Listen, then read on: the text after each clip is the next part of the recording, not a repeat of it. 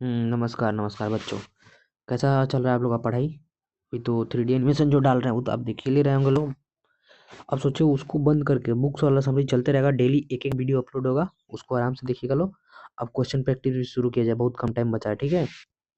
चलिए question practice हम लोग शुरू करते हैं। तो क्वेश्चन नंबर 1 से बताइएगा लो। आज किसका कितना सही होगा ये कमेंट बॉक्स में बताना है। फ्रांस की क्रांति के प्रमुख कारण क्या था? प्रजातंत्र का शासन, निरंकुश शासन, किसान वर्ग या फिर मध्यम वर्ग की प्रजा। तो लास्ट में बताना है कितना क्वेश्चन किसका सही हुआ। हम उसका अगले बार अगले पेपर में उसका नाम लेंगे, ठीक है। तो इसका आंसर क्या होगा? बी, निरंकुश शासन। चलिए उसका सेकंड नंबर। फ्रांस के किस शासक वंश की स्थापना किस फ्रांस में किस शासक वंश की स्थापना विद्या कांग्रेस द्वारा की गई थी? विद्या कांग्रेस द्वारा किस वंश की स्थापना की गई थी? तो ये बुर्बो जो वंश है ना, बुर्बो वंश, उसके द्वारा की गई थी। लास्ट में बताना है कि इसका कितना सही हुआ। हम पूरा डिटेल में नहीं बता रहे हैं, बस ऑब्जेक्टिव प्रैक्टिस करा रहे हैं आप लोग को जल्दी जल्दी, ठीक है।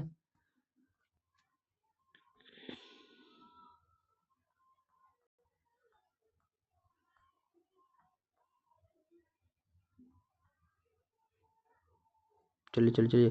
Third number question. नेपोलियन संहिता किस वर्ष लागू हुआ? नेपोलियन जो संहिता था वो किस वर्ष लागू हुआ था? 1789 में? नहीं, इस टाइम फ्रांस की क्रांति हुई थी। 1791, 1801 या फिर 1804? तो आंसर क्या होगा? 1804, ठीक है। चलिए उसके बाद विद्या विद्या कांग्रेस का अध्यक्ष कौन थे? विद्या कांग्रेस के अध्यक्ष कौन थे? वियना जो सम्मेलन था उसका अध्यक्ष कौन था? तो वो था मेटरनिख, कहने का मेटरनिख। हाँ, डी नंबर ऑप्शन है। इसको ध्यान दीजिएगा, ये क्वेश्चन बहुत बार रिपीटेड क्वेश्चन है बाबू। मेटरनिक व्यवस्था का उद्देश्य क्या था? मेटरनिक व्यवस्था का उद्देश्य क्या था? गणतंत्र की स्थापना, प्रजातंत्र की स्थापना, पुरातन व्यवस्था की पुनर्स्थापना। अरे ये हईले सी नंबर, पुरातन व्यवस्था की पुनर्स्थापना, ठीक है। चलिए क्वेश्चन नंबर 6। ऑस्ट्रिया का चांसलर कौन था? ऑस्ट्रिया ना, मेटरनिक कौन था? मेटरनिक कहाँ का था? ऑस्ट्रिया का चांसलर। 6 का ये। चलिए 7 नंबर। किसने कहा था फ्रांस जब भी छींकता है तो बाकी यूरोप को भी जुकाम हो जाता है? ठीक, किसने कहा था फ्रांस जब भी छींकता है तो बाकी यूरोप को भी जुकाम हो जाता है? ये किसने कहा था? तो ऑप्शन नंबर सी, मेटरनिक ने, ठीक है। 8 नंबर। नेपोलियन कोड कुल कितने कोड के थे? नेपोलियन जो कोड था वो कुल कितने कोड का था? तो 3, 5, 4, 7। तो सही आंसर कितना होगा? 5 कोड का था, ठीक है। लास्ट में बताना है। अभी भी आप कमेंट बॉक्स में डालते चलिए सर, 6 का ये, 8 का ये जो हो रहा है वो बता के डालते चलिए। हम लास्ट में सबके कमेंट का रिप्लाई देंगे, देखेंगे किसका कितना सही हुआ, ठीक है। इटली एवं जर्मनी वर्तमान में किस महाद्वीप के अंतर्गत आते हैं? इटली एवं जर्मनी जो है वर्तमान में किस महाद्वीप के अंतर्गत आते हैं? तो ये दोनों एक उत्तरी अमेरिका और दक्षिणी अमेरिका, नहीं नहीं नहीं नहीं, यूरोप यूरोप यूरोप, ठीक है। उसका म्योरेसिस म्योरसिस जो है देश, किस देश का राष्ट्रगान है? म्योरसिस जो है वो किस देश का राष्ट्रगान है? म्योरसिस वो फ्रांस का है, जर्मनी का है, इटली का या फिर रूस का है? तो फ्रांस का है। भारत का राष्ट्रगान क्या है? कमेंट बॉक्स में बताइए तो। 12 नंबर। राष्ट्रवाद की अवधारणा का जन्म किस घटना से माना जाता है? राष्ट्रवाद की अवधारणा का जन्म पुनर्जागरण से, धर्म सुधार आंदोलन से, फ्रांसीसी क्रांति से, औद्योगिक क्रांति से। तो राष्ट्रवाद के जो अवधारणा का जो जन्म है वो कब से माना जाता है? तो वो माना जाता है पुनर्जागरण से, ठीक है। चलिए 13 नंबर क्वेश्चन। वियना कांग्रेस, यहाँ पे विद्या लिखा गया, कोई बात नहीं। वियना कांग्रेस कब हुआ था? 1815, 1818, 1820, 1848? तो वियना कांग्रेस जो हुआ था वो कब हुआ था? बताइए, इसको तो आप लोग को बताना चाहिए। वियना कांग्रेस 1815 ईस्वी को हुआ था, ठीक है। 1815 ईस्वी को हुआ था, वैसे हम बता दे रहे हैं। चलिए 1830 की क्रांति के बाद 1830 की क्रांति के बाद किस प्रकार की शासन व्यवस्था हुआ था? तो संघीय शासन, संवैधानिक शासन, निरंकुश राजतंत्र या फिर गणराज्य? तो जब कोई भी शासन वासन होता है, मतलब कोई भी थी क्रांति होता है, तो उसके बाद कैसा आता है? या तो लोकतांत्रिक आ जाएगा या फिर संवैधानिक, या फिर कोई अच्छा सा काम होता है ना तो इसे याद रखिएगा, संवैधानिक राजतंत्र, ठीक है। एक्ट यूनियन किस वर्ष पारित हुआ था? एक्ट यूनियन था वो किस वर्ष पारित हुआ था? तो 1707 में, ऑप्शन नंबर बी, ठीक है। चलिए 16 number. Young Europe, young Europe के संस्थापक कौन थे? यंग यूरोप, तो यंग यूरोप और एक होता है यंग इटली। तो यंग यूरोप का जब पूछेगा तो उस समय आपको बोलना है मेजनी, ठीक है। यंग यूरोप का बोलेगा तो मेजनी। और इटली के एकीकरण का मसीहा किसे कहा जाता है? तो इटली के जो एकीकरण का मसीहा है वो भी इन्हीं को कहा जाता है। तो ये दो क्वेश्चन याद रखिएगा, बहुत बीबीआई क्वेश्चन है, एग्जाम में बहुत बार रिपीट किया जा चुका है, ठीक है। 16 और 17 नंबर। ये भी बताते रहिए कितना सही हो रहा है, क्वेश्चन का आंसर कमेंट बॉक्स में लिखते रहिए। मेजनी का संबंध किस संगठन से था? तो कार्बोनरी कहना है जी, बी नंबर में, बी नंबर टिक मारिए। किसने अपनी कूटनीति के बल पर इटली का समस्या को संपूर्ण यूरोप की समस्या बना दिया? किसने? किसने अपने कूटनीति के बल पर इटली के जो समस्या था उसको संपूर्ण यूरोप की समस्या में बना दिया था? तो काउंट काबूर ने। अगर आप लोग को दिक्कत हो रहा हो, अगर नहीं पढ़े हो ढंग से तो कहिएगा, तो हम शॉर्ट समरी भी ला देंगे खुद से पढ़ा करके, ऐसे पैनल पीडीएफ के जरिए। तो वो बता दीजिएगा लोग अगर इससे चाहिए तो, या फिर अच्छा क्वेश्चन सीरीज चल रहा है ये बढ़िया है, ये कमेंट बॉक्स में बताते रहिए लोग। चलिए 20 नंबर। यंग इटली के संस्थापक कौन थे? यंग यूरोप एक ऊपर था तो जिसका मेजनी था, और यंग इटली जब बोलेगा तो young Italy, young Europe, young Italy, ये दोनों मेजनी ही आएंगे, ठीक है। दो संस्था का स्थापना किए थे उन्होंने। लाल कुर्ती नामक संगठन का गठन किसने किया था? तो लाल कुर्ती जब बोलेगा तो लाल कुर्ती किसने किया था? तो बाल्डी जी के ने, गैरी बाल्डी, तो डी नंबर में है, ठीक है। चलो 22। अब 22 क्वेश्चन के पूछ रहा है काबूर कौन था? तो काबूर सा मतलब यहाँ पे काउंट काबूर। तो काउंट काबूर कौन था? इटली का प्रधानमंत्री था, जर्मनी का राजा था, इटली का राजा था, या फिर जर्मनी का मंत्री था? तो ये था इटली का प्रधानमंत्री, ठीक है। फेरेड एवं इटली, फेरेड ऑफ इटली नामक संस्था का गठन किसने किया था? फ्रेंड्स ऑफ इटली का नामक संगठन किसने किया था? तो इसका आंसर होगा मेजनी जी ने, ठीक है। मेजनी जी ने किया था। 24 नंबर क्वेश्चन। आप 2x या फिर 1.5x पे करके देख सकते हैं, उससे जल्दी ज़्यादा टाइम नहीं लगेगा, वैसे हम तो फास्ट करा ही रहे हैं। कार्बोनरी की स्थापना कब हुआ था? कार्बोनरी की स्थापना किस वर्ष हुआ था? तो 1810 में हुआ था, ठीक है। चलिए, गैरीबाल्डी पेशे से क्या था? गैरीबाल्डी पेशे से एक नाविक था। Okay 25 number question. Count Cavour Victor Emmanuel के किस पद पर नियुक्त किया? काउंट काबूर ने विक्टर इमैनुअल को प्रधानमंत्री बनाया। इटली के एकीकरण में निम्न में से किसका संबंध नहीं है? इटली के एकीकरण में बिस्मार्क, मेजनी, काबूर, गैरीबाल्डी। तो इटली के एकीकरण में किसका संबंध नहीं है? तो बिस्मार्क। बिस्मार्क का संबंध किस से था? ई कमेंट बॉक्स में बताइए लो, बिस्मार्क का संबंध किस देश से था? किस देश के एकीकरण से? 28 नंबर। विलियम प्रथम कहाँ का शासक था? विलियम प्रथम इटली का, प्रसा का, ऑस्ट्रिया का, यूनान का? प्रसा, प्रसा, प्रसा, प्रसा ध्यान में रखिएगा। अब ये बताइए लोग, प्रसा आजकल मतलब नॉर्मल भाषा में प्रसा हम किस देश को अभी कहते हैं? अभी बताइए तो कमेंट बॉक्स में। 29 में। जॉल्वेराइन की स्थापना किस राज्य ने की? जॉल्वेराइन जो है उसकी स्थापना किस राज्य ने की थी?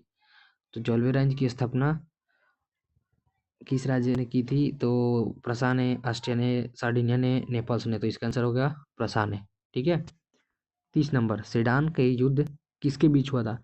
सेडान और सेडेवा दो को युद्ध हुआ था। तो जो सेडान का युद्ध हुआ था ये प्रसा और फ्रांस के बीच हुआ था, प्रसा और फ्रांस के बीच। जो सेडान का युद्ध है ये प्रसा और फ्रांस के बीच हुआ था। बिस्मार्क किस विचारधारा से प्रभावित थे? बिस्मार्क जो थे वो किसके विचारधारा से प्रभावित थे? हेगेल के, ठीक है। हिंगेल होगा, मतलब यहाँ पे मिस्टेक हुआ है, हिंगेल, ठीक है। 32।